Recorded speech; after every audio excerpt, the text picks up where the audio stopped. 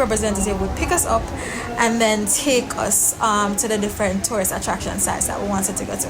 So after going through the checkpoint at the port, then you go over onto the boat. And because a lot of persons, they have the different boats, they're going to all the small islands.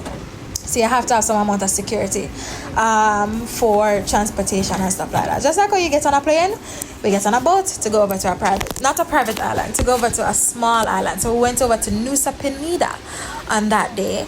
And here we are being guided onto the current boat. Because you have different islands, so some boats are going to some places and some are going to others. So you need to get on your current boat. So you have to stick with your group, stay with your group. The boat was really packed, but I end up securing a seat at the back.